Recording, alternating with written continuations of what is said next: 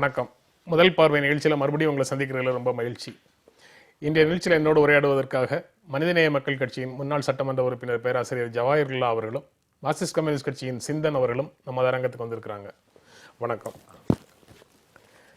திராவிட முன்னேற்ற கழகத்தினுடைய செயல் தலைவராக பொதுக்குழுவால் மு.க. ஸ்டாலின் நியமிக்கப்பட்டிருக்கிறார் அப்படிங்கிறது செய்தி.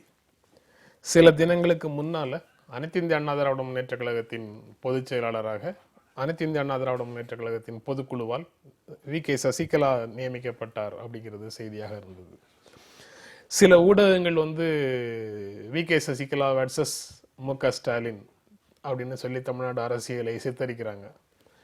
தமிழ்நாடு அரசியல் அந்த இரண்டு தனிநபர் ஆளுமைகளுக்குள்ள மட்டும்தான் சுருங்கி நிற்குது அப்படின்னு பார்க்குறீங்களா, இல்லை அதற்கு மேலேயும் அதற்கான தளம் விரிவாக இருக்கு, அதை மற்ற கட்சிகள் எவ்வாறு பயன்படுத்தி கொள்கின்றன என்பதை பொறுத்து தான் அதை பார்க்க முடியும் அப்படின்னு உணர்றீங்களா? முதலில் MKS versus VKS, MK Stalin versus VK Sasikala அப்படிங்கிற அந்த பார்வை ஒரு சரியான பார்வையாக நான் எடுத்துக்கொள்ளவில்லை. காரணம், திராவிட முன்னேற்ற கழகத்தினுடைய செயல் தலைவராக நேற்று திமுகவுடைய பொதுக்குழுவில் தேர்ந்தெடுக்கப்பட்டுள்ள நம்முடைய தமிழக சட்டமன்றத்தில் நியமிக்கப்பட்டுள்ள தமிழக எதிர்க்கட்சி தலைவர் மாண்புமிகு அன்பு சகோதரர் ஸ்டாலின் அவர்கள் ஒரு 50 ஆண்டு காலம் தொடர்ச்சியாக தன்னுடைய 14 வயது பள்ளி பருவத்திலிருந்தே அந்த கட்சியில் சேர்ந்து படிப்படியாக பல்வேறு பொறுப்புகளில் இருந்து பல அரசு பணிகள், அதாவது சென்னை மாநகர மேயர், சென்னை மாநகரத்துக்கு கூட முதலாக தேர்ந்தெடுக்கப்பட்ட மேயர் அவர்தான். 2வது முறையும் தேர்ந்தெடுக்கப்பட்டார். அதற்கு பிறகு அதிமுக ஆட்சி கொண்டு வந்த சட்ட திருத்தத்தினால் அவர் அந்த பதவியை விலக வேண்டிய நிலை ஏற்பட்டது. அதற்கு பிறகு உள்ளாட்சித்துறை அமைச்சராக, அதே போல் துணை முதலமைச்சராக, இப்படியாக ஒரு அரசியல் ரீதியான ஒரு பாரம்பரியம் என்று சொல்வதை விட அனுபவத்தில் வந்தவர் திரு மு.க. ஸ்டாலின் அவர்கள். எனவே இதை வெறுமனே இரண்டு பர்சனாலிட்டிஸையும் ஒப்பிடுவது சரியான ஒரு ஒப்பீடாக நான் கருதவில்லை. அதே நேரத்தில் திருமதி வி.கே. சசிகலா கூட அவர்கள் அதிமுகவில் பொதுச் செயலாளராக தேர்ந்தெடுக்கப்பட்டாலும் கூட முன்னாள் முதலமைச்சர் செல்வி ஜெயலலிதா அவர்களுடைய பின்புலமாக, அதாவது பிஹைண்ட் தி சீனாக இருந்தார்கள். ஆனால் அவர்களுக்கு மு.க. ஸ்டாலின் அவர்களுக்கு இருக்கக்கூடிய அளவுக்கான அரசியல் அனுபவம், நேரடியாக களத்திலே மக்களை சந்தித்தது, இந்த பிரச்சனைகள்லாம் இல்லை. எனவே இந்த ஒப்பீடு சரியான விஷயம் கிடையாது. அதே நேரத்தில் தமிழக அரசியலை பொறுத்த வரைக்கும் இன்றைய நிலையில் அது திமுக வர்சஸ் அதிமுக என்ற அளவிலே தான் அது இருக்கின்றது. நிச்சயமாக இதில் ஒரு மாற்றம் வேண்டும் என்று நினைக்கக்கூடியவர்கள் அந்த ஒரு மாற்றை ஆழமாக மக்கள் மத்தியிலே பரவலாக, நான் சொல்வது பரவலாக என்று சொல்லும்போது, ஒரு குக்கிராமத்தில் இருக்கக்கூடிய வாக்குச்சாவடியில் முகவர்களை நியமிக்கக்கூடிய அளவுக்கு ஒரு தேர்டு ஆல்டர்னேட்டிவ் இன்றைய நிலையில் இல்லை என்பதுதான் யதார்த்தமான உண்மை. சிந்தன், அதாவது இல்லை என்பது அல்லது மக்கள் மத்தியில் வயபிளாக வரலைங்கிறது யதார்த்தம், அது புரியுது நமக்கு. ஆனால் சார் சொன்னதில் எந்த விஷயத்தில் நான் கூர்மையாக முரண்படுகிறேன்னு சொன்னால், அது வி.கே. சசிகலா என்ற தனிநபரையோ ஸ்டாலின் என்ற தனிநபரையோ பொருத்துவதில் அவங்க ரெண்டு பேரும் ஒப்பிடுவதில் சிரமம் இருக்கு, முடியாது. பதவிக்கு வந்த சூழலை அவர் சொல்றாரு. அதான் அந்த ஒன்று முற்றிலும் எதிர்பாராதது திடீரென்று வர்றது, இன்னொன்று ஒரு லாங் டியூ படிப்படியாக வந்தது அப்படிங்கிற பொருள்ல அவர் சொல்றாரு. அவர் சொன்னது அதுதான். அவர் சொன்னதுல நான் முரண்படுற இடமே அந்த ஒப்பீடு போதுமானதில்லை அப்படிங்கிறது. கொள்கை ரீதியான தலைமைகளை திராவிட கட்சிகள் இழந்து பல ஆண்டுகள் ஆகிறது. எனவே கொள்கை ரீதியாக ஒரு மாற்றுக்கான அவசியம் இங்க இருக்கு. கொள்கை ரீதியாக திராவிட இயக்கங்கள் தலைமையை இழந்து அப்படின்னு சொன்னீங்கன்னா, நீங்க திமுக தலைவராக கருணாநிதி இருந்த காலகட்டத்தில் கூட திராவிட முன்னேற்ற கழகம் கொள்கை வழி நிற்கவில்லை. திராவிட இயக்கத்தின் என்னை பொறுத்த வரைக்கும் அர்த்தம். ஏற்கனவே ஸ்டாலினாக இருந்தாலும் இல்ல கலைஞராக இருந்தாலும் தலைவர்களை வைத்து நான் அந்த இயக்கத்தை மதிப்பிட விரும்பல. ஒரு குறிப்பிட்ட போராட்டத்தை எப்படி கையாளுகிறார்கள். இப்போ நம்ம போன தேர்தலையே எடுத்துக்கலாம். அதற்கு முன்னால பல ஃபார்முலாக்களை பற்றி பேச வேண்டிய நிலையில தான் தமிழகம் இருக்கு. ஆனா இதே தமிழகத்திற்கு வெவ்வேறு விதமான அச்சுறுத்தல்கள், அது உள்ள மாநில சுயாட்சியாக இருக்கலாம், அல்லது வேறு விதமான மாநிலம் சந்திக்கக்கூடிய சாதிய பிரச்சனைகளாக இருக்கலாம், இல்லை மதவாத இயக்கங்களின் வளர்ச்சியாக இருக்கலாம், வன்முறைகளின் அதிகரிப்பாக இருக்கலாம், எல்லா விதத்திலும் இல்லை தொழில் முன்னேற்றம் என்கிற முறையில் நாம் சந்திக்கக்கூடிய பொருளாதார ரீதியாக சந்திக்கக்கூடிய லட்சக்கணக்கான கோடிகள் கடன் என்பது ஒரு பக்கம், வளர்ச்சி சரியாக பகிர்ந்தளிக்கப்படாத பிரச்சனை, இந்த எல்லா பிரச்சனைகளை எடுத்துக்கொண்டாலும் ஒரு சரியான தீர்வை கொள்கை அளவில் வழங்கக்கூடிய அளவிற்கு அந்த ஒட்டுமொத்த கட்டமைப்பும் இருக்கணும். அதனால தான் நான் ஸ்டாலின் என்ற தனிநபரோ இல்லை சசிகலா என்ற தனிநபரோ கலைஞர் என்ற தனிநபரையோ வைத்து ஒப்பிட முடியும் இந்த அரசியலை என்று நான் நினைக்கல. ஆனால் அதே சமயம் மாநில சுயாட்சி தொடர்பான விஷயங்கள்ல திராவிட முன்னேற்ற கழகம்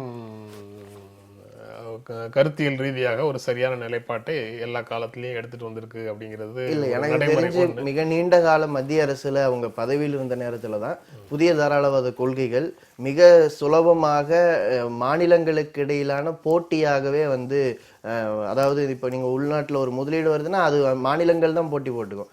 இப்படி ஒவ்வொரு விஷயத்திலையும் வந்து மத்திய அரசினுடைய கொள்கைகளை அமலாக்குகிற எக்ஸிக்யூட்டிவ் ஏஜென்ட்டுகளாக மாநிலங்களை மாற்றினார்கள் என்பது இதே காலகட்டத்தில் நடந்துச்சுங்கிறத நம்ம பார்க்க வேண்டியிருக்கு. அதே மாதிரி ஒரே நிமிஷம் பேராசிரியர்கிட்ட இது சம்பந்தமாக கருத்து கேட்டுட்டு வரேன். அதாவது மாநில சுயாட்சி தொடர்பான விஷயங்கள்ல இந்திய அரசமைப்பு சட்டத்தின்படி மாநில அரசால என்ன செய்ய முடியுமோ அதையெல்லாம் திராவிட முன்னேற்ற கழகம் செய்தது அப்படின்னு கடந்த காலத்துல திமுக விளக்கம் கொடுத்துட்டு இருந்திருக்கு. ஆனா அது போதாது, அது மத்திய அரசினுடைய கொள்கைகளை மாநிலத்தில் நடைமுறைப்படுத்தும் முகவர்களாகத்தான் அரசுகள் செயல்பட்டு இருக்கிறவே தவிர திராவிட இயக்க கருத்தியலை உயர்த்தி பிடித்து அந்த விஷயங்களை செய்யல அப்படின்னு சிந்தன் சொல்றாரு. இதுல வந்து ஒரு யதார்த்தமான ஒரு பார்வை நிச்சயமாக பார்க்கப்பட வேண்டும். திராவிட பிரகடனத்தினுடைய நூற்றாண்டு நிச்சயமாக அது சமூக நீதி, சமூக நல்லிணக்கம், எல்லோருக்குமான அரசியல் அதிகாரத்தை பகிர்ந்தளித்தல், இது போன்ற அந்த பண்பாடுகள். அதே நேரத்தில் நிச்சயமாக திராவிட முன்னேற்ற கழகத்தினுடைய முக்கியமான கொள்கை மத்தியில் கூட்டாட்சி, மாநிலத்திலே சுயாட்சி என்ற அளவுக்கு சென்றார்கள். ஆனால் இந்த இரண்டு திராவிட கட்சிகளுமே, அந்த திமுகவாக இருந்தாலும் சரி, அதிமுகவாக இருந்தாலும் சரி, தோழர் சொன்னது போல் 1991 இந்த தாராளமயமாக்கலும் உலகமயமாக்கலும் நிச்சயமாக மாநிலங்களுடைய அதிகாரத்தையும், மாநிலங்கள் வந்து தங்களுடைய மாநிலத்திற்கு ஏற்றவாறு செய்ய வேண்டிய திட்டங்களுக்கும் ஒரு பெரிய மூடு விழாவை படிப்படியாக நடத்தின என்பது தான் யதார்த்தமான உண்மை. அதில் மிக முக்கியமானது இன்று வந்து புதிய கல்விக் கொள்கையை கொண்டு வரக்கூடிய ஒரு நிலையை பார்க்கின்றோம். இந்த புதிய கல்விக் கொள்கையினுடைய அடிப்படையை நீங்கள் பார்த்தீங்கன்னா, இந்த மத்திய அரசு ஏன் அதை கொண்டு வருகின்றது என்றால், ஒரு உலக வர்த்தக மையத்தில் அவங்க அதுக்கான ஏற்பாடுகள், அதில் கையொப்பமிடக்கூடிய அளவுக்கு வந்த விஷயங்கள். இதன் காரணமாக அரசு நடத்தக்கூடிய கல்வி நிறுவனங்களுக்கு மூடு விழா நடத்திவிட்டு தனியார் மயமாக்கல், இப்படியான பல விஷயங்கள் இருக்கின்றது.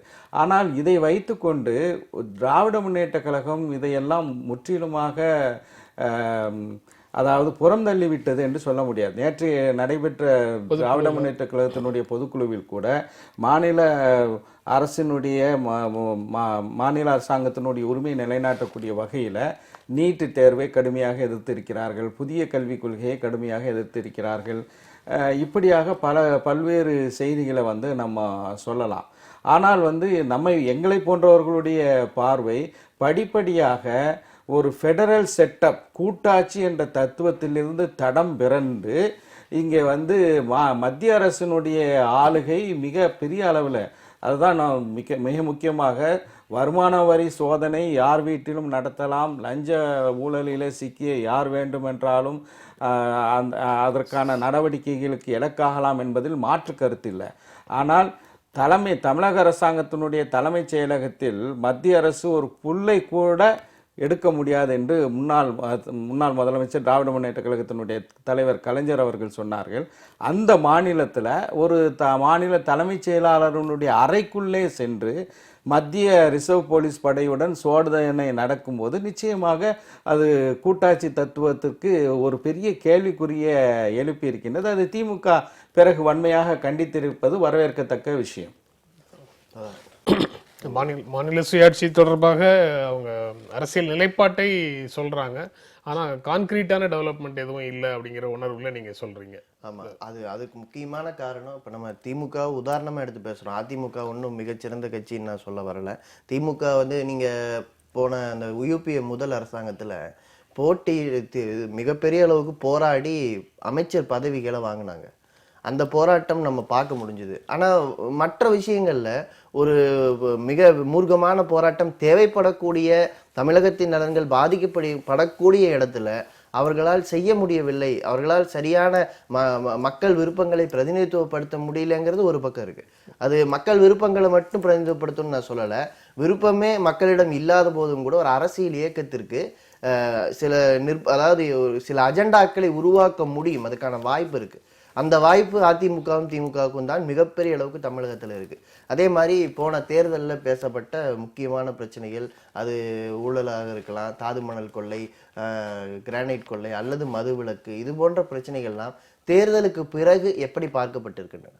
இந்த முக்கியமான அரசியல் கட்சிகளால் அது மைய நிகழ்ச்சி நிரலுக்கு கொண்டு வரப்பட்டதா, அது திமுகவிலையும் அதிமுகவிலையும் கொண்டு வரப்பட்டதா அப்படிங்கிற கேள்வி இருக்கு. சிந்தன் முதல்ல பேசும்போது மாநில சுயாட்சி பற்றியும் பேசினாரு. சாதி மோதல் தொடர்பான விஷயங்கள்ல திராவிட முன்னேற்ற கழகம், அனைத்து இந்திய அண்ணா திராவிட முன்னேற்ற கழகத்தினுடைய நிலை பற்றியும் பேசினாரு. அப்புறம் தொழில் கொள்கை, புதிய தாராளமய கொள்கைகளுக்கு எதிராக இவர்கள் ஒரு உறுதியான கொள்கையோட எதிர்த்து நிற்கலன்னு 3 விஷயம் சொன்னார். மாநில சுயாட்சி பற்றி நீங்கள் சொல்லிட்டீங்க.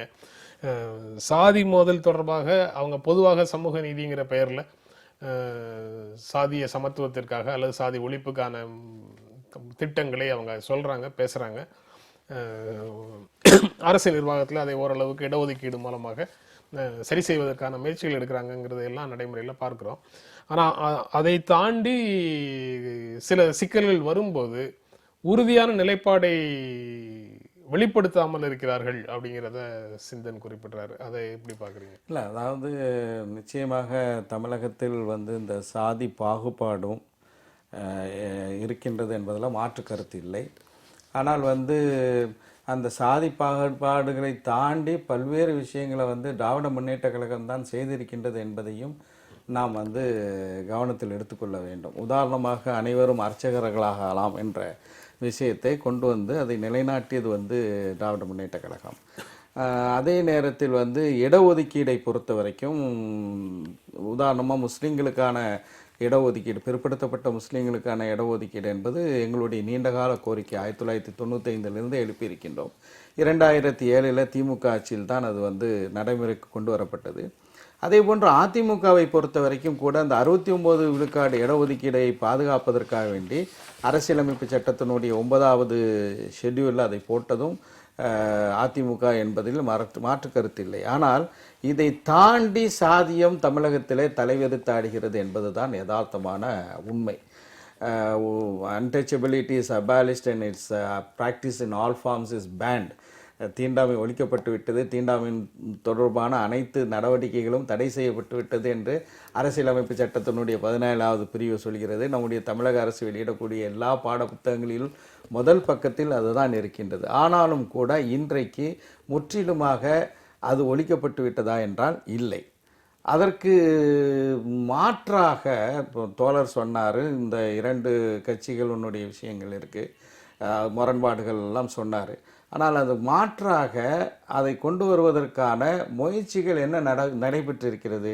எடுக்கப்பட்ட முயற்சிகளும் ஒரு கூர்மையான, மிக தெளிவான தூர நோக்க பார்வையில் இல்லை என்பதற்கு மக்கள் நல கூட்டணி மிகப்பெரிய ஒரு எடுத்துக்காட்டாக இருக்கு. அதான் இப்போ முதல்ல சொல்லும் போதே ஒரு விஷயத்தை குறிப்பிட்டார். யார் மாற்று என்று உருவாகி வருகிறார்களோ அவர்களுக்கு ஒரு பூத் ஏஜென்ட் போடக்கூடிய வலிமை கூட இல்லை தமிழகத்தில் அப்படின்னு. உண்மைதான். அந்த கட்டமைப்பு பலம் என்பது மிக முக்கியம். எதிரே இருக்கக்கூடிய 2 மிகப்பெரிய எதிரிகள் தங்களுடைய கட்டமைப்பு பலத்தை வைத்துக்கொண்டு மாற்றுக்கான தளத்தை சிதைக்கிறத நல்லா தான் செய்கிறாங்க. அதில் என்ன நான் குறைச்சி மதிப்பிடலை. சென்ற தேர்தல் இவருக்கு மிகச்சிறந்த அனுபவமாக இருந்திருக்கும், எங்களுக்கும் அனுபவமாக இருந்தது. ஒரு திமுகவுடைய கூட்டணி கட்சிகளாக இருந்தவர்கள், அதிமுகவுடைய கூட்டணி கட்சிகளாக இருந்தவர்கள், அதிமுகவுக்கு ரொம்ப சின்ன சின்ன கட்சிகள் தான் இருந்தாங்க. அவர்களுக்கான அந்த பாணியை அந்த அந்த 2 கட்சிகளும் கடைபிடித்த பாணியை தங்களால் கடைபிடிக்க முடியாத ஒரு பலவீனத்தை அவர்கள் அங்கேயே உணர்ந்திருக்க முடியும். அந்த பாணிதான் ஒரு இன்றைக்கு தேவையான ஒன்றா அப்படிங்கிற கேள்வி முதல்ல நிற்குது. 2வது, மாற்று அரசியல் பேச வேண்டிய கட்சிகளுக்கான பலவீனம் என்பது அமைப்பு ரீதியாக இருக்கிற பொழுது அந்த அமைப்பு ரீதியான ஒரு ஒருமைப்பாட்டை உருவாக்க வேண்டிய கடமை எந்த இயக்கங்களுக்கு உண்டு. இப்போ சார் சொன்னார், இடஒதுக்கீடு விஷயத்தில் பிற்படுத்தப்பட்ட முஸ்லிம்களுக்கான இடஒதுக்கீடு எப்படி போராடி பெறப்பட்டதுன்னு சொன்னார். அது 95 என்பது திராவிட இயக்கங்கள் மாறி மாறி அந்த கட்சிகள் ஆட்சிக்கு வந்து ரொம்ப காலம் இருந்த காலகட்டம். ஆனால் அதை முன்வைப்பதற்கு மனிதநேய மக்கள் கட்சியை போன்ற ஒரு அழுத்தம் வெளியிலிருந்து தேவைப்படுகிறது. ஆனால் அதுலேயும் கூட இப்போ நாங்கள் அருந்ததியர் இடஒதுக்கீட்டுக்காக போராடினோம். 6% உள்ளிட ஒதுக்கீடு கேட்டோம், 3% இடஒதுக்கீடுங்கிறத அரசு கொடுத்தார்கள் என்பதாலேயே அவர்கள் வந்து அதை செய்தார்கள். அந்த இடத்துல அவங்க இருந்தாங்க. நீங்க இந்த மாற்று இயக்கங்கள் இருந்திருந்தால் இன்னும் மனம் இருக்க வேண்டும். அதான் அந்த மனம் எவ்வளவு நாளைக்கு அந்த இடஒதுக்கீடு அருந்ததியர் இடஒதுக்கீடு கொடுத்த பிறகும் கூட சென்ற சட்டமன்றத்தில் அதை எதிர்த்தவர்களும் இருந்தார்கள். அப்கோர்ஸ் நாங்களும் மனிதநேய மக்கள் கட்சியும் மார்க்சிஸ்ட் கம்யூனிஸ்ட் கட்சியும் தான் அது நிச்சயமாக இருக்க வேண்டும் என்பதை அழுத்தமாக சொல்லி எங்களுடைய கருத்தை பதிவு செஞ்சோம். இல்லை, தோழர்கிட்ட நான் சொல்ல விரும்பக்கூடிய விஷயம் என்னென்னா, அவர் சொன்னதுலேருந்து நான் மாறுபடலை. ஆனால் இந்த விஷயங்களுக்கு தலைமை தாங்கக்கூடிய, உதாரணமாக நான் மிக வெளிப்படையாகவே சொல்கின்றேன், ஒரு தூர பார்வையை வைத்துக்கொண்டு ஒரு மக்கள் நல கூட்டமைப்பாகவே செயல்பட்டு இருந்தால் அடுத்த தேர்தலில், அடுத்த சட்டமன்ற தேர்தலை இலக்காக கொண்டு செயல்பட்டு இருந்தால் அது ஒரு அளவுக்கு சென்றிருக்கும். ஆனால் அந்த கூட்டணிக்கு ஒருங்கிணைப்பாளராக தலைமை தாங்கியவர் வந்து என்னென்ன நம்ம பேசக்கூடிய திமுக அதிமுகவாவது ஒரு நிலையான ஒரு கொள்கையில் இருக்காங்க. நிலையில்லாத கொள்கையை கொண்டவரை வந்து ஒரு ஒருங்கிணைப்பாளராக வைத்தது தான் மிகப்பெரிய அந்த ஒரு தேர்ட் ஃபோர்ஸ் தமிழ்நாட்டில் ஒரு 3வது அணி வரலாம் என்பதை சிதைத்ததில் அதில் வந்து கூட்டமைப்பினுடைய தலைவராக வெளிப்படையாக சொல்கிறேன், திரு வைகோவுடைய நிலைப்பாடு தான். அவர் வந்து கொள்கைகளை மாற்றிக்கொண்டு இருப்பது போல திமுகவோ அதிமுகவோ மாற்றிவிட்டது என்று சொல்ல முடியாது. அதான் ஒரு தனிநபரை மையப்படுத்தி பேசுறதுங்கிறது சிரமம்.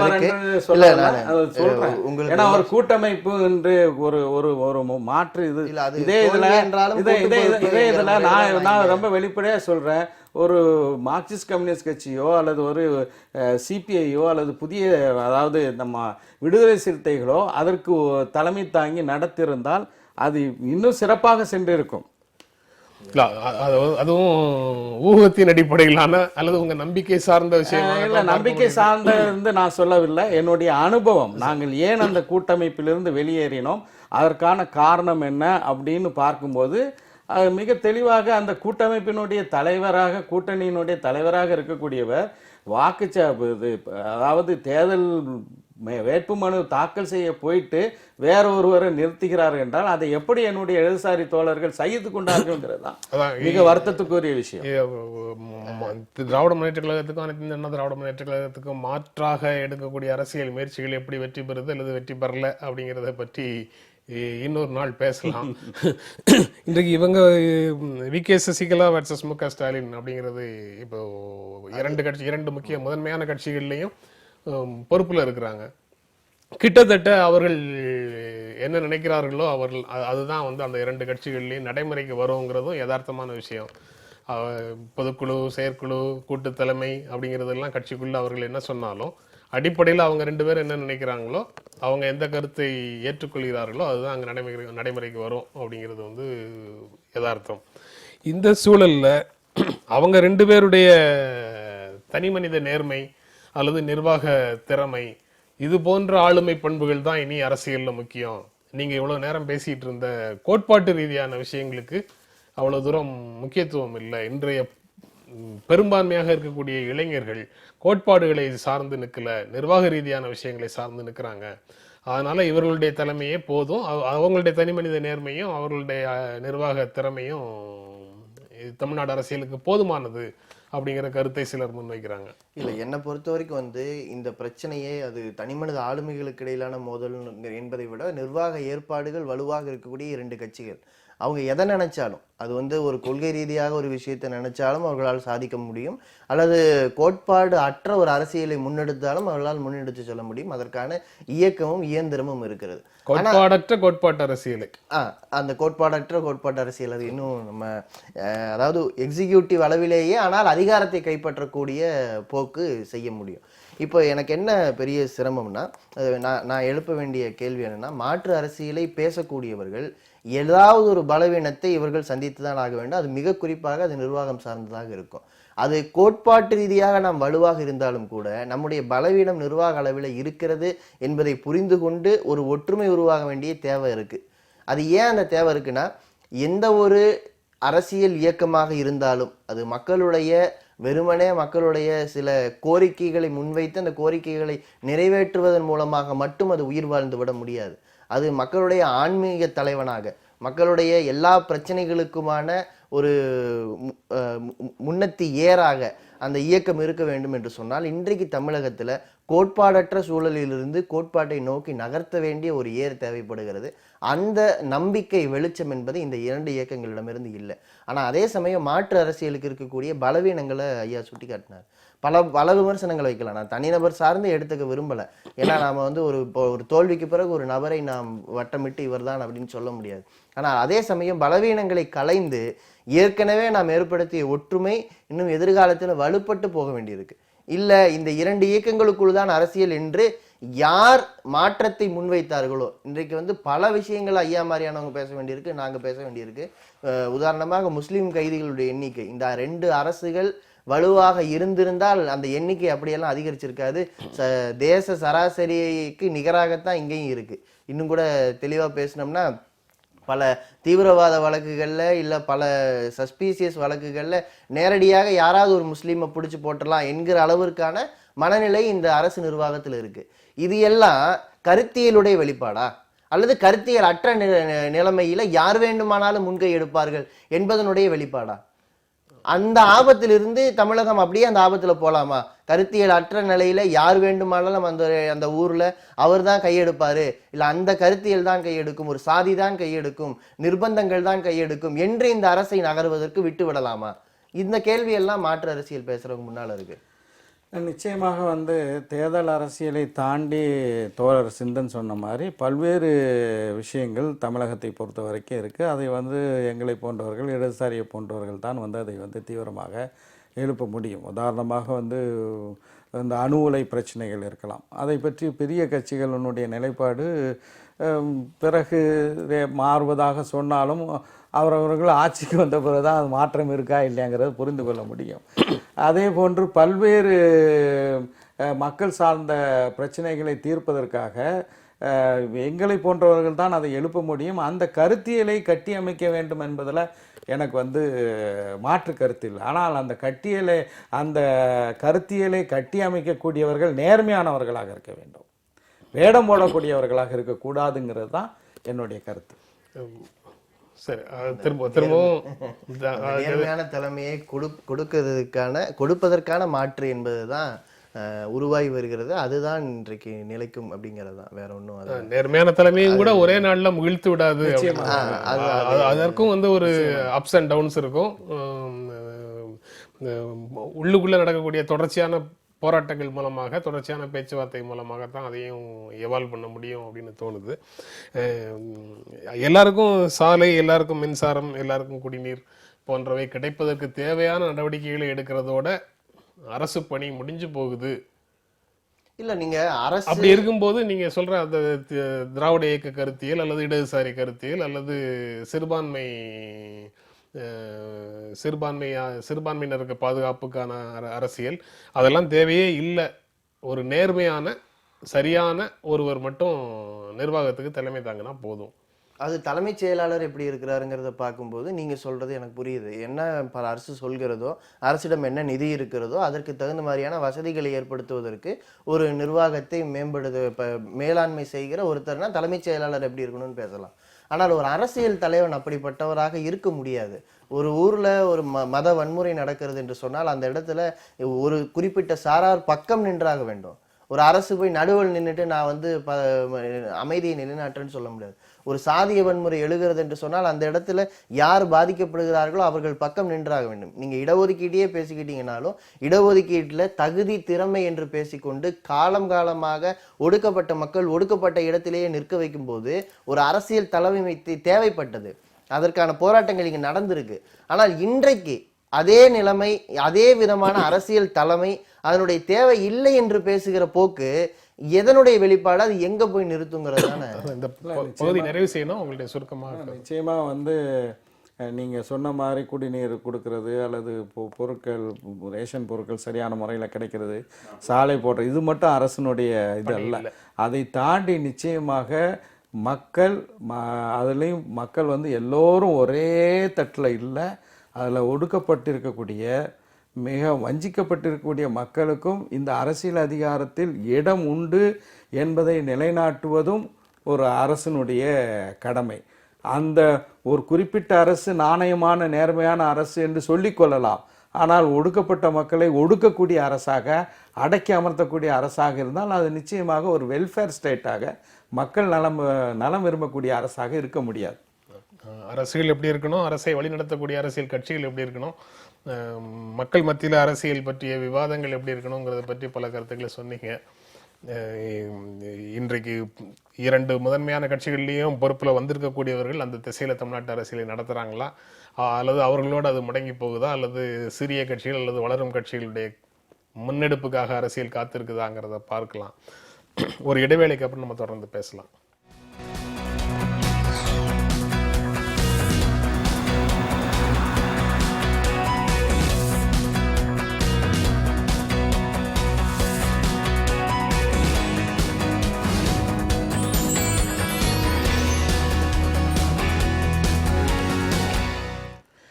ஐந்து மாநிலங்களுக்கான சட்டமன்ற தேர்தல் தேதிகள் அறிவிச்சிருக்கிறாங்க தேர்தல் ஆணையத்திலிருந்து. பிப்ரவரி 4ஆம் தேதியிலிருந்து மார்ச் 8 வரைக்கும் பல கட்ட வாக்குப்பதிவு, மார்ச் 11 வாக்கு எண்ணிக்கை அப்படிங்கிறது நேற்றைய அறிவிப்பு. மணிப்பூர், கோவா, பஞ்சாப், உத்தரகாண்ட், உத்தரப்பிரதேசம் 5 மாநிலங்களில் சட்டமன்ற தேர்தல் இந்த பீரியடில் நடக்க போகுது. இன்றைய சூழலில் செல்லாத நோட்டு அறிவிப்புக்கு பிறகு வரக்கூடிய ஒரு மேஜர் முக்கியமான தேர்தலாக இந்த தேர்தல்கள் இருக்குது. அப்போ இந்த தேர்தல் முடிவுகள் அல்லது இந்த தேர்தலில் மக்கள் வாக்களிக்கும் முறை அந்தந்த மாநில ஆட்சிகளின் மீதான தீர்ப்பாக பார்க்க முடியுமா, இல்லை வந்து ஒரு மினி ரெஃபரண்டம் டிமானிட்டைசேஷனுக்காக இந்த பண மதிப்பு நீக்கம் தொடர்பாக மக்களுடைய உணர்வை இந்த தேர்தல் முடிவுகள் வெளிப்படுத்துகின்றன அப்படின்னு சொல்ல முடியுமா? நிச்சயமாக இதில் மிக முக்கியமாக நடைபெறக்கூடிய தேர்தல் உத்தரப்பிரதேசத்தில் உள்ள தேர்தல் தான். அந்த தேர்தலை பொறுத்த வரைக்கும் இந்த பண மதிப்பு இழத்தல் மிகப்பெரிய ஒரு தாக்கத்தை, பாதிப்பை அங்கு உள்ள மக்களுக்கு மத்தியில் ஏற்படுத்தி இருக்கின்றது என்பதுதான் நான் அறிந்தவரை உள்ள செய்தியாக இருக்கின்றது. பாரதிய ஜனதா கட்சி கடந்த 2012 நடைபெற்ற தேர்தலில் 15 விழுக்காடு வாக்குகளை பெற்று 47 இடங்களை கைப்பற்றியது. அதே நேரத்தில் 2014 42 விழுக்காடு வாக்குகளை பெற்று ஏறத்தாழ அங்கு உள்ள 80 மக்களவை தொகுதிகளில் 72 வெற்றி பெற்றது. உத்தரப்பிரதேசத்தை பொறுத்த வரைக்கும் ஒரு 25 விழுக்காடு வாக்குகளை எந்த கட்சி பெறுகிறதோ அவர்கள் ஆட்சிக்கு வருவதற்கான வாய்ப்புகள் அதிகம். அங்கு வந்து மிக முக்கியமாக பிஎஸ்பி, அதே போல் சமாஜ்வாதி கட்சி, பிஜேபி, அப்புறம் காங்கிரஸ், இந்த 4 கட்சிகள் தான் இருக்கின்றது. இந்த 4 கட்சிகளில் 2 கட்சிகளுக்கு இடையில் ஒரு கூட்டணி, உதாரணமாக காங்கிரஸுக்கும் சமாஜ்வாதி கட்சிக்கும் இடையில் ஒரு கூட்டணி ஏற்பட்டால் அது மிக சாதகமான வேறொரு தீர்ப்பை வந்து கொடுத்துடும். இது ஒரு பக்கம் இருந்தாலும் கூட சாதாரணமாக பிஜேபி வந்து இந்த கவ் பெல்ட்டுன்னு சொல்லப்படக்கூடிய உத்தரப்பிரதேஷ் மற்றும் பீகாரில் பிராமின் பனியா கட்சி என்று தான் அழைக்கப்படுகிறது. அதில் வந்து பிராமணர்கள் ஒரு பக்கம் இருக்கட்டும், ஆனால் பனியாக்கள் பெரும்பாலும் வந்து அவர்கள் வந்து வியாபாரிகளாக இருக்கின்றார்கள், வணிகர்களாக இருக்கின்றார்கள். அங்குள்ள தகவல்கள் இந்த டிமானிட்டைசேஷனால் நிச்சயமாக மிகப்பெரிய அளவில் வந்து அவர்களும் பாதிப்புக்கு இலக்காகி இருக்கிறார்கள் என்ற செய்தி தான் வருகிறது. அதாவது மார்க் ட்வெயின் வந்து ஒரு முன்னாள் பிரிட்டிஷ் பிரதமர் பெஞ்சமினை மேற்கோள் காட்டி ஒரு ஆங்கிலத்தில் ஒரு பழமொழி சொன்னார். Lies, damned lies and statistics. புழுகு, அண்ட புழுகு அல்லது ஆகாச புழுகு, புள்ளி விவரம். அப்போ இந்த புள்ளி விவரங்களை வைத்துக்கொண்டு பிரதமர் மோடி சொல்லக்கூடிய விஷயங்கள், நாட்டு மக்கள் வந்து திருப்தியாக இருக்காங்க, கருப்பு பணத்துக்கு எதிரான நடவடிக்கை இது என்பதெல்லாம் கிரவுண்ட் ரியாலிட்டி வந்து மிகப்பெரிய அளவில் டிமானிட்டைசேஷனால் ஒரு மக்கள் புரட்சி ஏற்படவில்லையே தவிர உள்ளுக்குள் பொறுமி கொண்டிருக்கிறார்கள். இதை நிச்சயமாக ஒரு வாய்ப்பாக பயன்படுத்தி, ஏனென்றால் பனியாஸ் வந்து பிஜேபியினுடைய ஒரு ஓட் பேங்க், அது அல்லாமல் தலித்துகள், அதே போல் முஸ்லீம்கள், ஆர்டிசான்ஸாக கைவினை கலைஞர்களாக, அதே போல் கூலி தொழிலாளர்களாக, உத்தரப்பிரதேசத்தை பொறுத்த வரைக்கும் பல்வேறு ஊர்களில், உதாரணமாக நான் சொல்லணுன்னா ஆக்ரா, வாரணாசி, கான்பூர், மொராதாபாத், அலகாபாத், ஃபிரோசாபாத், அலிகர், இங்கே எல்லாம் வந்து அந்த கைவினை கலைஞர்கள் மிகப்பெரிய அளவில், முஸ்லீம்களும் சரி அல்லது தலித்துகளும் சரி, மிகப்பெரிய அளவில் பாதிப்புக்கு இலக்காகி இருக்கிறார்கள். இப்போ சமாஜ்வாதி கட்சியில் ஒரு பிரச்சனைகள் நடைபெற்று கொண்டு இருக்கும்போது இந்த குறிப்பிட்ட, அதாவது முஸ்லீம்களும் தலித்துகளும் ஒன்று சேர்ந்து, அதே போன்று வந்து பனியாக்கள் வந்து பிஜேபியிலிருந்து ஷிஃப்ட் ஆகி வந்தாங்கன்னா ஒரு மிகப்பெரிய ஒரு மாற்றம் டிமானிட்டைசேஷனால் யூபியில் ஒரு பிஜேபிக்கு ஒரு சரிவு ஏற்படும் என்று தான் நான் கருதுகிறேன். நீங்கள் எப்படி பார்க்குறீங்க? ஒரு பிரச்சனையின் மீதான ரெஃபரண்டமாக இந்த தேர்தல் இருக்கும்னு நினைக்கல. ஆனால் டிமானிட்டைசேஷனை பொறுத்த வரைக்கும் பாஜக அதை அமுலாக்கிய விதம் பற்றி நம்ம பரிசீலித்தோம்னா, அது அமலாக்கும் போது அவர்கள் ரகசியமாக வைத்திருந்தோம் என்று சொல்லி இருக்கலாம். ஆனால் அதற்கு முன்னாலே வந்து தனக்கு சாதகமான நெட்வொர்க்கில் அந்த தகவல்கள் கசிய விடப்பட்டன என்கிற குற்றச்சாட்டை எதிர்க்கட்சிகள் ஆதாரபூர்வமாக தான் வைக்கிறோம்.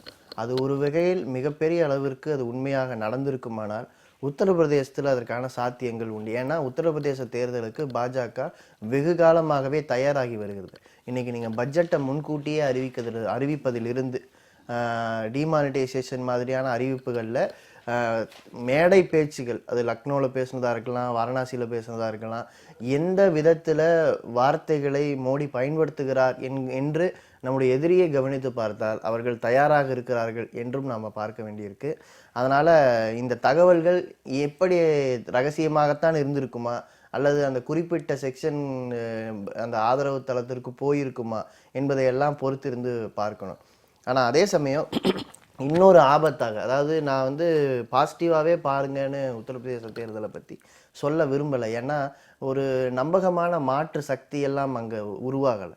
ஏற்கனவே இருக்கக்கூடிய மாற்று அரசியல் கட்சிகள், அது பகுஜன் சமாஜ் கட்சியாக இருக்கலாம், அல்லது உத்தரப்பிரதேச சமாஜ்வாதி கட்சியாக இருக்கலாம், அல்லது காங்கிரஸாக இருக்கலாம், இந்த கட்சிகள் அனைத்தும் ஏற்கனவே அந்த மக்களுக்கு பரிச்சயப்பட்டவை.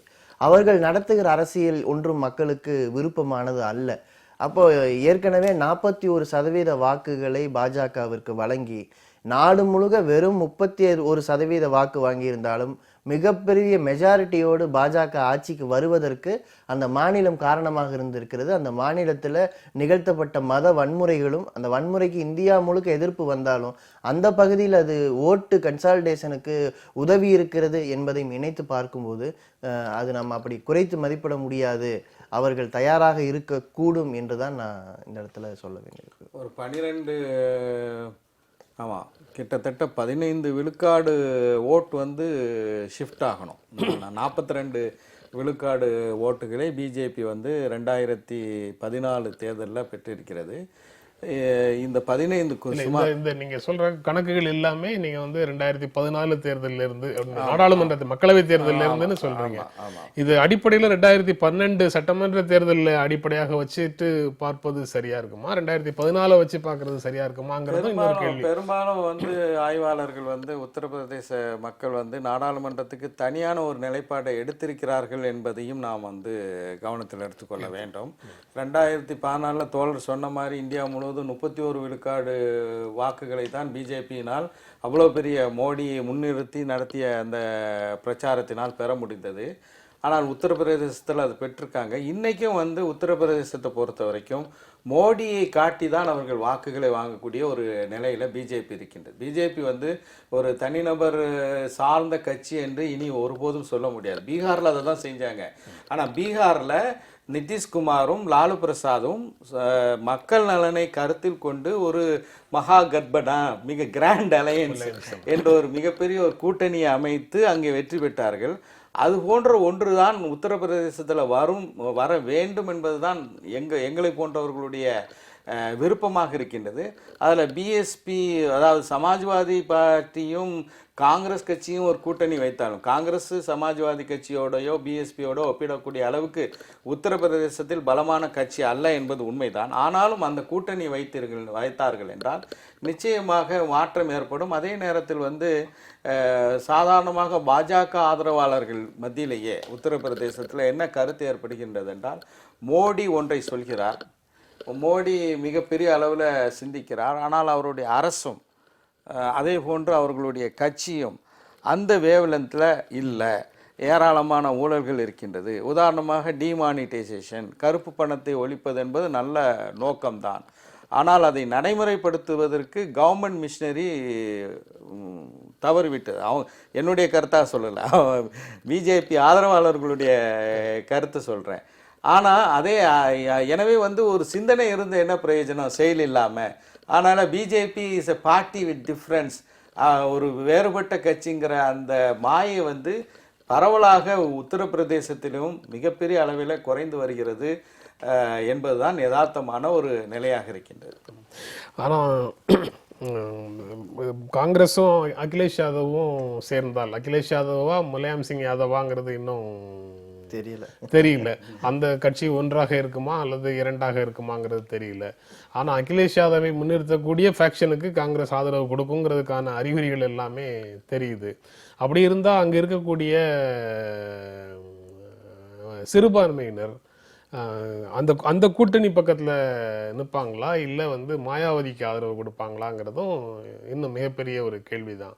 இப்படி எதிர்கட்சிகள் பிரிந்து நிற்கும்போது, பிஆர்ஐ போன்ற ஒரு கூட்டணி இல்லாத சூழல்ல பாரதிய ஜனதா கட்சிக்கு சாதகமான சூழல்ங்கிறது மாறப்போவதும் இல்லை அப்படின்னு பார்க்கறது தப்பா? இல்லை, அதில் நிறைய ஃபேக்டர்ஸ் இருக்குது. உதாரணமாக மேற்கு உத்தரப்பிரதேசத்தில் ராஷ்ட்ரிய லோக்தள், அதாவது அஜித் சிங்கனுடைய ஒரு கட்சி இருக்கு. ஆனா அது எல்லாமே வலிமையான தலைவராக இருந்தாரு. சரண் சிங்கோட பையன் விவசாயிகள் மத்தியிலையும் ஜாட்டின மக்கள் மத்தியிலையும் செல்வாக்கோட இருந்தாருங்கிறது எல்லாம் கடந்த காலத்துல இருந்தாலும் 2014 எதுவுமே வேலை செய்யல. 2014 எதுவுமே வேலை செய்யலைன்னா அது எப்பவுமே வேலை செய்யாது என்று சொல்ல முடியாது. அந்த நான் எதற்காக சொல்ல வந்தேன் என்றால், நீங்கள் வந்து சமாஜ்வாதியினுடைய ஒன்றாகவோ அல்லது அகிலேஷ் யாதவனுடைய தலைமையிலான அந்த ஒரு பிரிவும், அதே போல் காங்கிரஸும் அவர்களோடு சேர்ந்து இந்த ஆர்எல்டியும் ஒரு கூட்டணி வைப்பார்களேயானால் பிஜேபியினுடைய கணக்குகள் எல்லாம் தப்பாக போவதற்கான வாய்ப்புகள் இருக்கின்றது. அதே நேரத்தில் வந்து இன்றைய முஸ்லீம்களுடைய வாக்கு எங்கே போகின்றது என்பது மிக முக்கியமான ஒரு கேள்வி. சென்ற 2014 நாடாளுமன்ற தேர்தலில் வாக்குகளை பிரித்து அளித்ததின் காரணமாக அது பிஜேபிக்கு ஒரு பெரிய ஒரு வாய்ப்பாக சென்றுவிட்ட ஒரு சூழல்ல. அதே நேரத்தில் ஒரு உத்தரப்பிரதேசத்தை பொறுத்த வரைக்கும் ஏறத்தாழ 20 விழுக்காடு முஸ்லீம் வாக்குகள் இருக்கின்றது மொத்த வாக்காளர்களில். அந்த வாக்குகள் பிரிந்தது பிஜேபிக்கு ஒரு நலனாக இருந்தது. அந்த தவறை இந்த முறை செய்ய மாட்டார்கள் என்று நினைக்கின்றேன். அதே நேரத்தில் அந்த வாக்குகள் பிஎஸ்பிக்கு போகுமா எஸ்பிக்கு போகுமாங்கிறது இன்றைக்கு வரைக்கும் ஒரு தீர்மானிக்கப்பட்ட ஒரு நிலையில் இல்லை. ஒரு செக்ஷன் வந்து என்ன சொல்லுதுன்னா, உதாரணமாக வந்து முசஃபர் நகர் கலவரம் நடைபெற்ற போது பிஎஸ்பி எங்களை வந்து பார்க்கவே இல்லை, எங்களுக்கு ஆறுதல் சொல்லவே இல்லை, எனவே நாங்கள் வந்து அகிலேஷுக்கு தான் வாக்களிப்போம் என்று சொல்கிறார்கள். இன்னொரு பக்கம் வந்து பிஎஸ்பி மிகப்பெரிய அளவில் வேட்பாளர்களுடைய எண்ணிக்கையில் முஸ்லீம்களுக்கு கணிசமான, இன்னும் சொல்லப்போனால் பல்வேறு சமூகங்களில் அதிகமாக முஸ்லீம் சமூகத்தினுடைய முஸ்லீம் சமூகத்தை சார்ந்தவர்களுக்கு தான் பகுஜன் சமாஜ் கட்சி வேட்பாளராக இன்று அறிவித்திருக்கின்றார்கள். எனவே ஒட்டுமொத்தமாக பிஎஸ்பி ஆதரிக்கக்கூடிய ஒரு நிலையும் ஏற்படலாம். அப்படி ஏற்படும் போது இந்த வாக்குகள் பிரியாத போது இந்த 20% வாக்குகள்ல கணிசமானவை பிஎஸ்பிக்கு செல்லும் போது நிச்சயமாக அதுவும் பிஜேபிக்கு ஒரு பெரிய தலைவலியை ஏற்படுத்தும். அந்த வாக்கு சதவீதத்தை மேனேஜ் பண்ணுறது தான் இன்றைக்கும் அங்கே நடந்துக்கிட்டு இருக்கு. அதனால தான் நம்மளால் கணிக்கிறது சிரமமாக இருக்குது. யாரும் கள அளவில் ஒரு மாற்றை உருவாக்கவில்லை. இல்லை, இப்போ சமீபத்தில் வந்த உச்சநீதிமன்ற தீர்ப்புக்கு பிறகு அது யாதவ் அடிப்படையிலான சாதி ரீதியான பிரச்சாரமோ அல்லது தலித்துகள் என்ற பிரச்சாரமோ அல்லது இஸ்லாமியர்கள் இந்துக்கள் என்ற பிரச்சாரமோ வேட்பாளருடைய இசைவின்படி யாருமே செய்ய முடியாது, செய்தால் அந்த தேர்தல் செல்லாது, அது சட்டவிரோதம் அப்படிங்கிற மாதிரி உச்சநீதிமன்ற தீர்ப்பின் பின்னணியில் பார்க்கும்போது அந்த மாதிரியான கேம்பெயின், அந்த மாதிரியான பிரச்சாரமோ அந்த மாதிரி சோசியல் இன்ஜினியரிங்னு ரொம்ப நாகரிகமாக சொல்லக்கூடிய ஒரு பணியோ தேர்தல் களத்தில் நடப்பதற்கு வாய்ப்பு இருக்கா? இல்லை இவ்வளவு நாள் நடந்ததுல இந்த தீர்ப்பு எந்த விதமான பாதிப்பையும் ஏற்படுத்தாது, அந்த வேலைகள் தொடர்ந்து உள்ளுக்குள்ள நடந்துட்டு தான் இருக்கும்னு சொல்றீங்களா? இல்லை, அதான் நீதிமன்றம் கொடுத்திருக்கிற தீர்ப்பை அமலாக்கக்கூடிய அந்த இயந்திரம் அதை எப்படி எடுத்துக்க போகுதுங்கிறது நல்ல தீர்ப்பு. அப்படி இருந்தால் அரசியல் அப்படி இருந்தால் நல்லா இருக்கும். ஆனால் நீங்கள் வெஸ்டர்ன் யூபி அவர் சொன்னார், இது முசாஃபர் நகர் கலவரத்தை பற்றி சொன்னார். நீங்கள் அக்லக் கொலை அதையொட்டி அங்கே நேரடியாக சென்ற அந்த உண்மை அறியும் குழு கொடுத்த அறிக்கை இருக்கே, அது நம்மெல்லாம் அக்லக் கொலையை பற்றி அது ஒரு மாட்டுக்காக ஒரு மனிதனை கொள்வதா, கொடூரமாக கொள்வதா, இராணுவ வீரனின் தகப்பனை கொள்வதான்லாம் பேசணும். ஆனால் அந்த பகுதியில் அந்த கொலை நியாயம் என்று பேசக்கூடிய ஏற்பை இந்துத்துவ அமைப்புகள் ஏற்படுத்தியிருக்காங்க. அவர்கள் நேரடியாக பாஜகவை சேர்ந்தவர்கள் அல்ல. ஆனால் அந்த ஏற்பை உருவாக்கிவிட்டு பாஜகவை முன்னிறுத்துவதற்கான ஒரு அந்த மெக்கானிசத்தை அவங்க வளர்த்தெடுத்திருக்காங்க. நீங்கள் அதே மாதிரி தமிழ்நாட்டில் பார்க்க முடியும். இந்துங்கிற பேரில் ஒரு அமைப்பு நடத்துவாங்க, அதுக்கு பிறகு எங்களுடைய தேர்தல் கால ஆதரவு என்பது இவருக்குத்தான் இருக்க வேண்டும் என்று அறிவிப்பார்கள். இதையெல்லாம் இந்த தீர்ப்பு கட்டுப்படுத்த போகிறதா அல்லது தீர்ப்பை மதிக்கத்தான் போகிறார்களா? நீங்கள் பணம் செலவு பண்ணக்கூடாது, ஊழல் ஒழிய வேண்டும் என்று ஒரு பக்கம் பேசுவாங்க. லக்னோவில் நடந்த பொதுக்கூட்டத்தில் மோடி எந்த விதத்தில் பணத்தை பெற்று செலவு செய்தார்? அப்போ இந்த இரட்டை வேடம் போடுவதற்கு தயாராக அரசியல்வாதிகள் இருக்கிறார்கள். நம்ம இன்னொன்று பேச வேண்டியது என்னன்னா, இந்த வாக்கு சதவீதம் அல்லது குறிப்பிட்ட வாக்கு வங்கி என்று நாம் பேசுவதே மாற்று அரசியலுக்கு ஏற்பட்டக்கூடிய தோல்வின்னு நினைக்கிறேன். முஸ்லிம்கள் வேறு வழி இல்லாமல் எங்களுக்கு ஆபத்து வந்துவிடக் கூடாது என்று குறிப்பிட்ட நபரை தோற்கடிப்பதற்காக வாக்கு வங்கியாக மாற்றப்படுகிறார்கள். அது இன்னைக்கு ஒரு பலனை கொடுத்தாலும் நாளைக்கு என்ன மாதிரியான பிரச்சாரத்துக்கு அது வழிவகுக்கும்னா, முஸ்லிம்கள் பார்த்தீங்களா, அவர்கள்லாம் சேர்ந்து அவர்களுடைய வாக்கு சதவீதத்தை வைத்துக்கொண்டு ஒரு பார்கெயின் செய்கிறார்கள், எனவே நாம் சேருவோம் என்கிற குரல் நடந்திருக்கிறது. அதற்கான வாய்ப்பு திறந்திருக்கு. ஏன்னா அந்த உத்தரப்பிரதேசத்தில் மாற்று அரசியல் என்கிற முழக்கம் எங்கேயும் இல்லை, இது வரைக்கும் வலுவாக கேட்கல. நீங்கள் எதாவது சொல்லணுமா இல்லை அடுத்த செய்தி? இல்லை, இந்த தீர்ப்பு சங்க பரிவாருடைய கொள்கையை தேர்தல் ஆதாயத்துக்காக பயன்படுத்துவது தொடர்பான வழக்கில் தான் உச்சநீதிமன்றம் மதத்தையோ சாதியோ தேர்தல் அரசியலில் பயன்படுத்தக்கூடாது என்று ஒரு நல்ல தீர்ப்பை தான் தந்திருக்கிறார்கள்.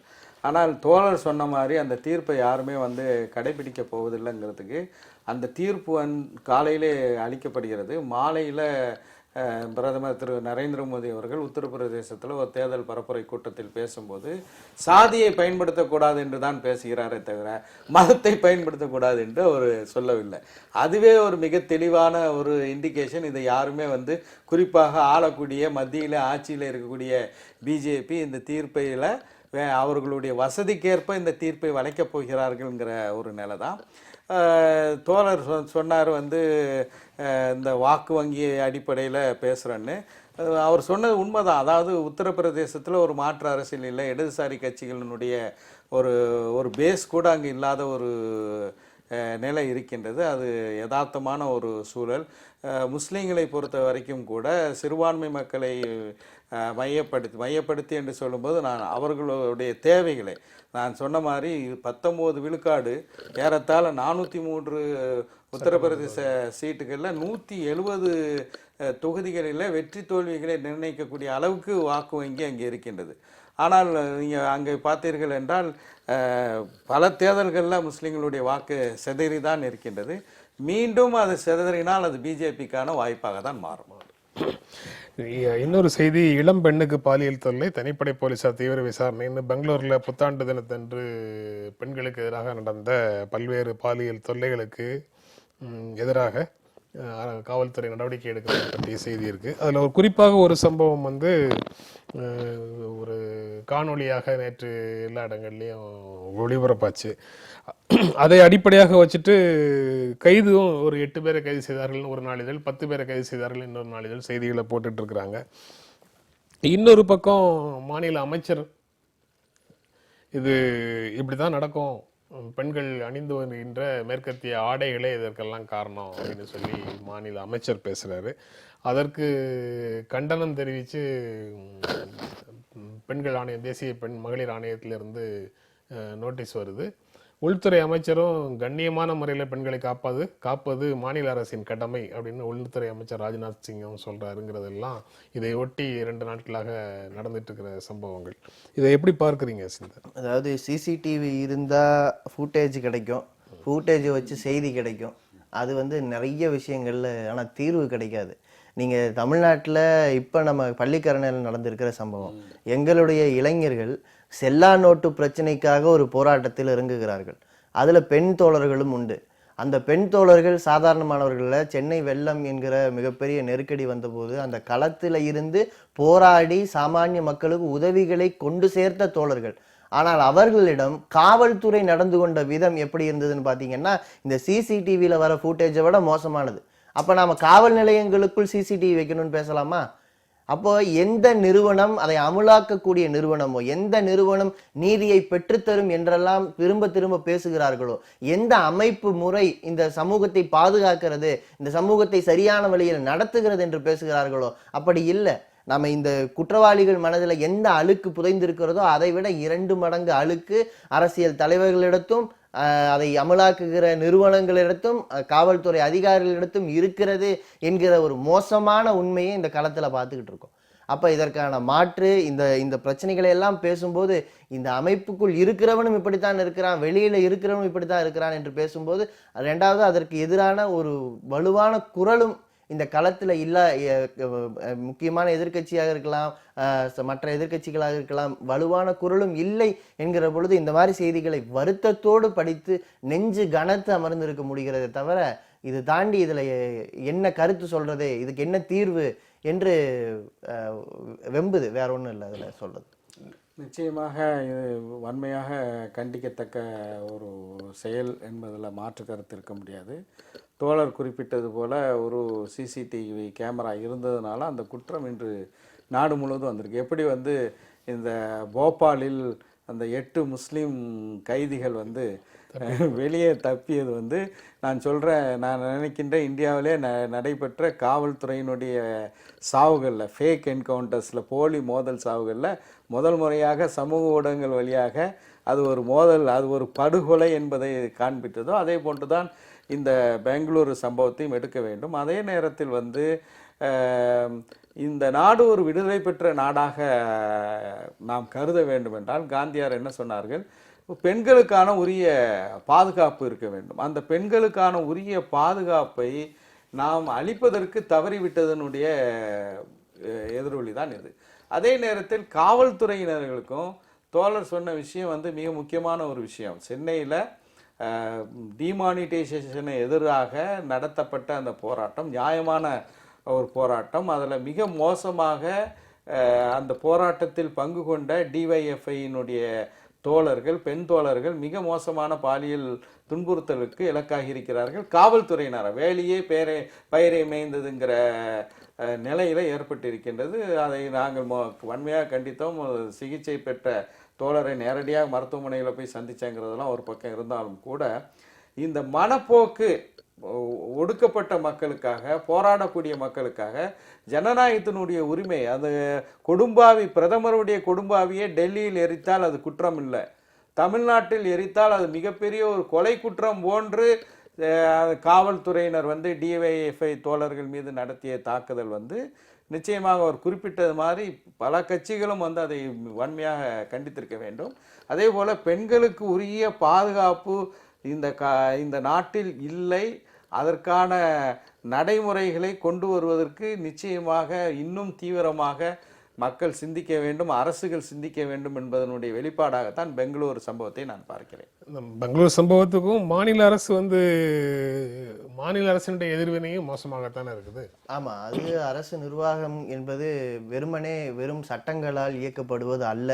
இன்னைக்கு சாதி மதம் இந்த பிரச்சனைகள் நம்ம பேசலாம், அதெல்லாம் சட்டப்படியாக தடுக்கப்பட்டவை, சட்டப்படியாக நியாயமற்றவை என்று நிரூபணம் செய்யப்பட்டவை தான் சட்டப்படியாக. ஆனால் களத்துல யார் அதை அமுல்படுத்துகிறார்களோ அவர்களுடைய மனதிலே இருக்கக்கூடிய அழுக்கு நீங்காமல் இந்த அரசு இந்த சிஸ்டம் என்பது புனிதமாகி விடாது. அதற்கு நாம முதல்ல பேசணும் இல்லையா அந்த தலைப்புல, அரசியல் ரீதியாக நம்மிடம் இருக்கக்கூடிய நேர்மைதான் அதற்கு வழிவகுக்கும். வெறும் நிர்வாக தலைமைகளால் இந்த விஷயங்களை சரியான வழியில் சரியான திசை வழியில் நடத்திவிட முடியாது. அது தமிழகத்திலையும் பார்க்குறோம், கர்நாடகத்திலையும் பார்க்குறோம். இந்த நிகழ்ச்சியில் பங்கேற்று உங்களுடைய கருத்துக்களை பகிர்ந்து கொண்டதற்கு எங்கள் நெஞ்சார்ந்த நன்றி. மீண்டும் சந்திப்போம். நன்றி, வணக்கம்.